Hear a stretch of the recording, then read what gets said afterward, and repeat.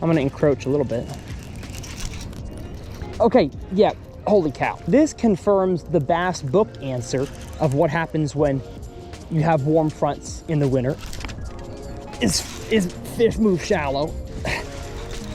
Goodness, what a nice, come on, get in.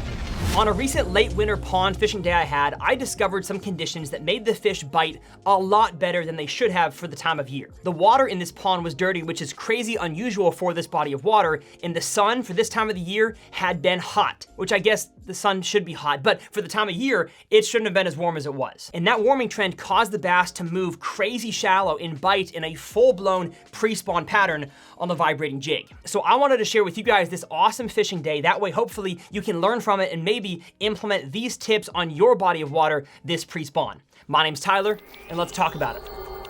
Another giant, another giant. Look at that, y'all. I can't believe what I just caught. Yes! Today's video is a highlight vlog of my awesome fishing day, but if you want to see every single one of the catches in an uncut format, go ahead and head over to my new channel called Uncut Bass Fishing. That is the channel where I'm going to be housing all of my uncut stuff from now on. I know y'all have enjoyed those videos in the past, and so if you do, go over and subscribe to that brand new channel, but I'm going to ask you, don't subscribe if you're not going to watch them, as the first few videos on a YouTube channel are super crucial. So if you enjoy uncut bass fishing content, I will have my first video, which is, again, the full-length version of the video you're about to see, linked down in the video description. It would mean a whole lot if y'all would go watch the full thing down below. But enough talking, let's get into this awesome pre-spawn vibrating jig SMACKDOWN. So today we have, I think it's February 1st when I'm filming this. We've had some warm days, but in North Texas, February is still relatively winter, maybe into the pre-spawn. We're targeting largemouth bass today in this pond, and simple conditions. We have relatively stained water, we have some aquatic vegetation. I see some American pondweed, but I don't see any hydrilla. It may be out there in the middle. I was hoping water was not gonna be dirty, but it is. So the lures I have rigged up, the red lipless crankbait, green pumpkin, thunder cricket, and a drop shot might not be the ones that I actually end up throwing. So we're gonna have to see about that. Water temperature, let's see, based on the TRF meter, it's not chilly willy. I was gonna say chilly willy. It's like the sun has actually done a number on this pond, and that water is not that cold. I'd say high 50s, maybe low 50s, which for this time of the year is definitely warm. So these lures might work. I don't know. Let's start fishing. I'm gonna put my Evolution bag down there, and I'm gonna start with the lipless crankbait. And the reason why I'm going with a trap is because I want to see what's down there.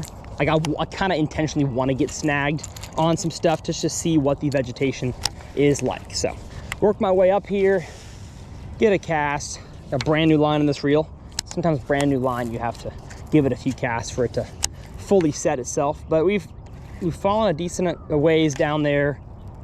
I'll use the countdown method here in a little bit to help determine kind of the topography of this body of water. But right now I'm almost not trying to catch a fish. I'm trying just to drag the bottom to see what's down there. And I'm surprised that I've been dragging for, there we go, 20 feet and hadn't snagged anything. But now I did. Oh, well, I snagged a reed and I lost my grass. Let's try that again. I've got the Speed Spool combo, 7.3 medium heavy, brand new Speed Spool LFS. We redesigned this reel to be stronger, but still $100. So that one's for y'all, budget-minded folks. And here we go. I snagged some grass. Gotta pull it in slowly so I can see what it is. But obviously, if I'm just snagging a little bit, there's not that much out there. And this is not hydrilla. I have no earthly clue what this grass is. Oh, sorry. Uh-oh, I hooked my camera. I hooked Kevin. Kevin hooked. Here we go. Red eye shad. It's not snot grass because it's actually got some strings to it. Yeah, I was gonna say I call that snot grass, but that's not. No, it's not. It's got stalks, but I mean like hardly any spindles off the stalk. So I guess we're gonna keep moving to see what we find. But as of now, I'm not super pleased with that grass. But what I'm gonna do to start is yo-yo this thing, a technique where you cast it out there. It only works if you have relatively unsnagless stuff. So if you've got stumps and like laydowns, don't be yo-yoing a lipless crankbait. What I'm doing is I'm just letting it hit the bottom and pulling it up like a Texas rig, and then back down, and then up like a Texas rig. And especially the red eye shad, it kind of has like a shimmy on the way down.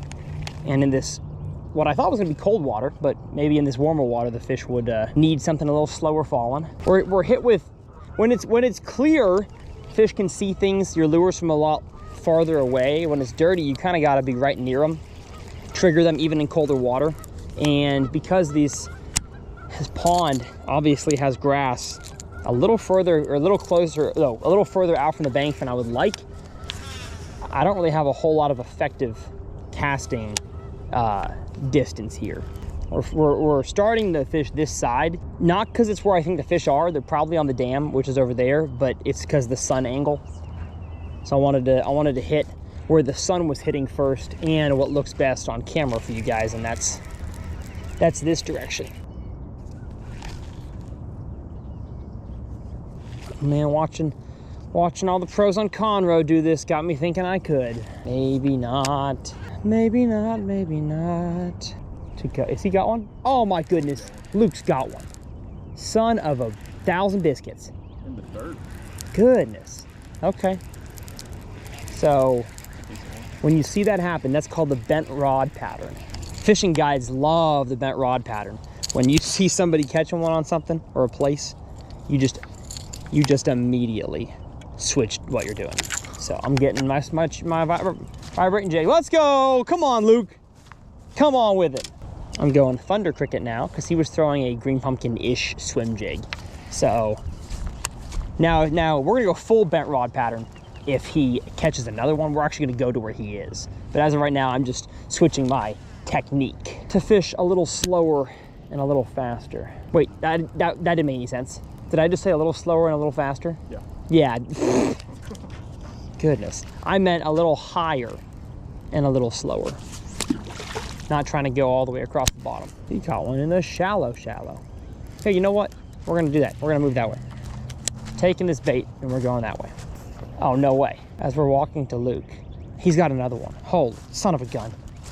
Although we'll stay a little far back from you. So it seems like the weather has affected where these fish are sitting. And at least the two he's caught back to back are in the shallowest northern section of this pond. This northern, no, it's the southern section, but it's north as far as where the water flows. There we go. There we go. Yes, sir. That feels big. That feels big. That's big. That's big. I don't know how big, but it's big. Come on, baby. Yes. Oh my gosh. Oh, holy cow. Holy cow. Please don't get off. Don't get off. Yes, sir. Oh my goodness. Oh my goodness. Get in here. Get in here. Get in here. Yes! Come on, baby. Oh, give me some of that, Kevin. Come on. Stinking 4-pounder Thunder Cricket, and y'all gotta see how he ate that son of a gun. Oh my goodness. Gonzo Supreme. That's the biggest you've seen out here? Probably. All it took was TRF coming out here, baby. Let's go. 4-pounder. I like how long it is, and I'm running an online tournament right now that y'all can join for free. Down in the video description. I'm gonna go run and put this fish on the board. Here we go. Here we go. Huh? Thank you, Luke, for alerting me of the spot. Well, but it was still shallow. Like it was. Yeah, it was. All you got to do is click that link in the video description. Sign up. It's free. I'm gonna get my board a little wet here. Oh, I'm guessing 18.5, maybe. Make sure you have the identifier in the photo. Mouth is closed. Against. Oh, does it hit 20? Oh man, close your jaw. There we go. And it hits 20. If I get the tail right there. Yes. Can you stay, please? Please stay. Yes, sir. Gosh. All right. Thank you, big girl. Have a good rest of your pre-spawn. And she was sitting shallow, not ultra shallow, like in the ditch that probably runs from that creek. So as the water flows in, eventually it forms its own little creek channel. And there's grass on either side, and that fish ate probably right in the middle of that ditch. So bent rod pattern in effect. Let's go catch a few more fish. So that tells me that these fish are potentially moving into a pre-spawn pattern, even though we're gonna have more cold fronts. It's gonna force those fish back down out to deep water. But also, I mean, I've caught suspended fish in dirty water, but usually dirty water lakes just tend to fish shallower than clear water lakes. And so maybe because this pond has gotten dirty, who knows how long it's been dirty for, the fish have kind of transitioned to living more shallow so they can see more of the forage they're eating. It's early, maybe more will move to this area. Okay, goodness. He's on a bag. I'm gonna encroach a little bit. Okay, yeah, holy cow. Dude, they're loaded. They're loaded back here in the shallowest section, which is crazy. Get in here. Get in here. Get in here. Hey. Nice. Nice, nice, nice, nice. Just a little guy. Turn the screen towards me. I want to see what the lighting's looking like right now. Yeah, pretty good. A little overblown. We'll fix that. We'll fix that here in a second, folks. So man, this confirms the bass book answer of what happens when you have warm fronts in the winter. Is fish move shallow. Goodness, what a nice, come on, get in here. They get stuck in the grass, but yes, there we go. So as I'm talking about the winter to pre-spawn change, I get another one. Goodness. If y'all aren't throwing a 3/8 ounce thunder cricket and green pumpkin, you are missing out. So this is confirming what the bass book says. But I've just found so many times, especially on bigger lakes, maybe ponds act different than lakes, but it's like, oh, we had warm days. They're gonna be up on the bank, catch them on a square bill, and I don't catch anything, and I go out deep and I scope them on a Alabama rig. So I think winter time, you really have to just fish the moment, have no preconceived notions as to what's going on in your bodies of water, and maybe try stuff that the bass book says should work, but also understand that it may not be by the T. Although I'm pretty sure bass forecast literally had winter patterns until today, when the rating changed to a pre-spawn. Let me check bass forecast. It's looking like, yeah, bass pattern is pre-spawn. New moon 3 days ago. Favorable water temperature trend. Yeah, the algorithm is correct. These fish are not exhibiting wintertime behaviors. I feel like there's a Minnesota technique that would work today. The jig worm has a chartreuse head on the jig head, and it's like an oversized Ned rig. Feel like in this dirtier water, popping a jig worm out of the grass just might do the trick.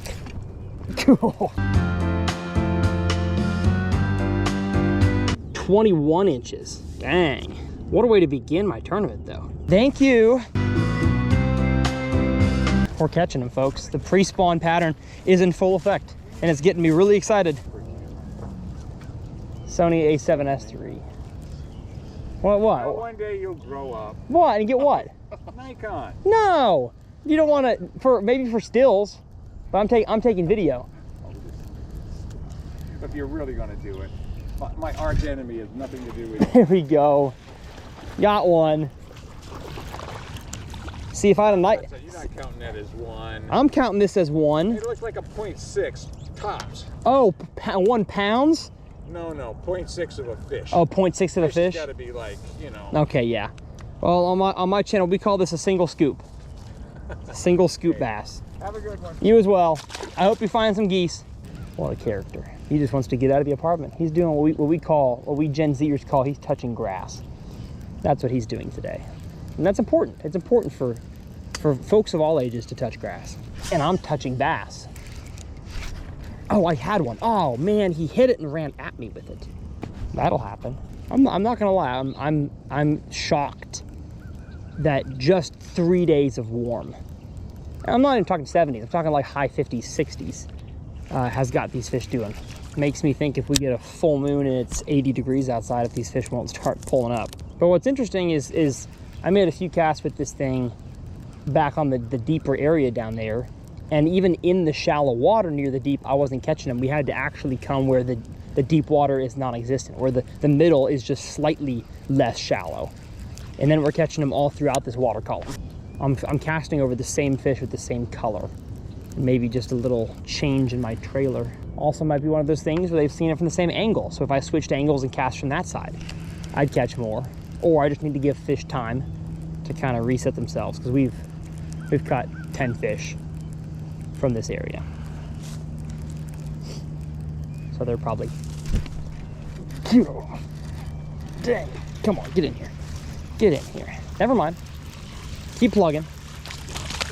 Keep plugging. They're here to be caught.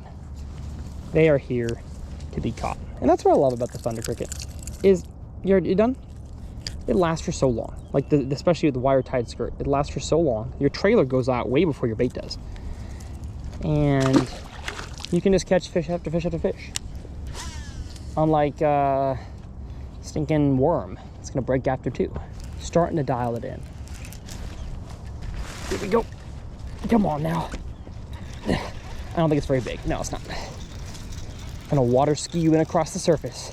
So that area right there is deeper. It's the deepest cast I've made all morning, or no, in this whole area.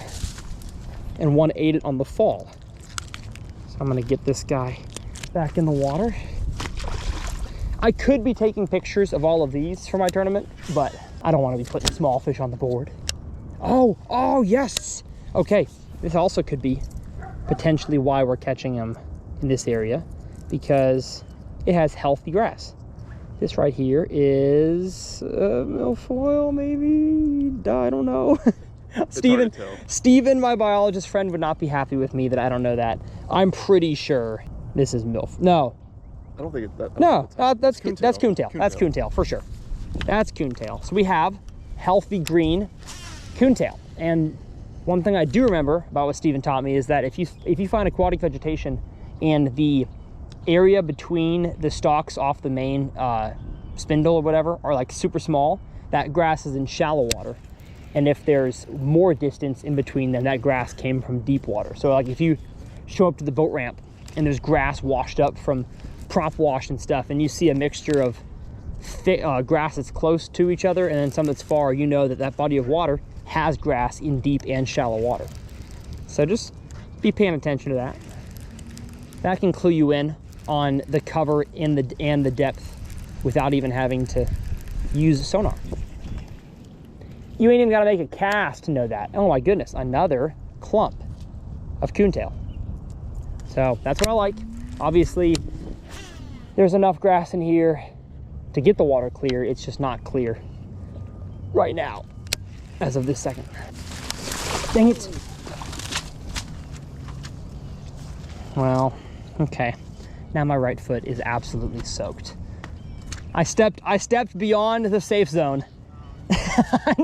and now my foot is cold. So the water is not chilly willy, but until it gets on your foot and in your boot. And now it is chilly willy. There we go. There we go. My rod tip went ba-bonk, and I think it's big. We on a bag. Gracias, mi amigo. You gonna swim away? There you go. And I'm not entirely sure if I would have had this success, A, without having Luke show me that there's at least a fish in the area, but B, knowing the contours of what this place looks like. So if you're fishing a brand new pond, you're not gonna know that kind of stuff. You're not privy to that information. But the more you fish a place and the more you pay attention to what's going on down there, when your lure gets stuck, how much it gets stuck, if it's grass, if it's rocks, whatever, you can start putting together the underwater image of your pond, and especially if you have clear water. And you don't even need a drone. Just Google Earth. When the water's super clear, find an image from previous years where the water's down or where it's really clear, and you can see what's going on. All right, last cast here, and then I'm changing something up. We also have a little bit of wind developing, which I'm not upset about at all. It'd be sick if a cloudy warm front moved in, because then the fish would really start moving around. I think what I'm gonna do is get a hybrid hunter. So we'll see y'all back at the pond bag. Okay, got our evolution bag here. I'm gonna keep the drop shot on. I may make a few casts with it, but I'm definitely taking off the red-eye shad. I want to catch one on it, but I don't think these fish are in that mood today for this to go that fast. I mean, I've been slow creeping the vibrating jig. Got these scissors, the Beyond Bread ones. They are sharp, mega sharp. They just cut 17-pound fluoro like butter. Put this away and grab my hybrid hunter. And I don't know exactly what color I want. There may be 0 crawfish in this entire body of water, but who cares? They eat red this time of year. So if it don't work, I'll throw something. If I fish this whole little pocket here with a hybrid hunter and get no additional bites, then I'll try it out. Or maybe I'll throw a drop shot out there and see what I can do. I'm doing everything I can to not throw a Carolina rig. Tyler, you idiot. Throw it. Just try it. Get a 1/4 ounce weight, chunk it out there.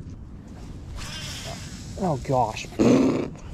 Okay, I need to turn my brakes on a little more, I guess. If you struggle with a bait caster, I've got several different bait caster tips videos. So if you search Tyler's Reel Fishing Bait Caster, y'all will find several videos teaching you guys how to fish this thing. Carolina rig, let's do it. Let's go. Come on, Tyler. Tie it on. Tie it on. All right, we have reached the other side. Let's go all the way to the front, all the way to the top.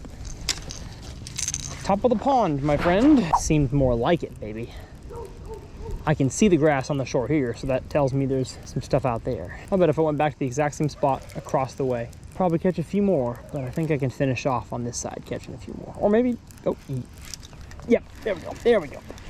Man, that was like one of the lightest bites ever. It took about 7 seconds for that thing to fully engulf it. But what I tell y'all, once you find the pattern and you figure out what's working, just continue doing that. And switch angles if you can. Switch baits and then switch angles.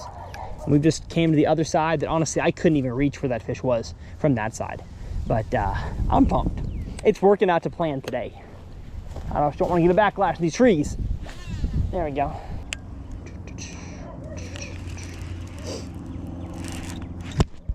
There we go. There we go. Come on, baby. Come on. Get in here. Get in here. That was like the end of my cast. Longest I could possibly go. Chunky ones. And I'm catching nothing but small ones here, so maybe I need to get 30 yards that way. And I might find some bigger bites, but I'm gonna rake them in as long as I can. I can't believe how well this thing casts.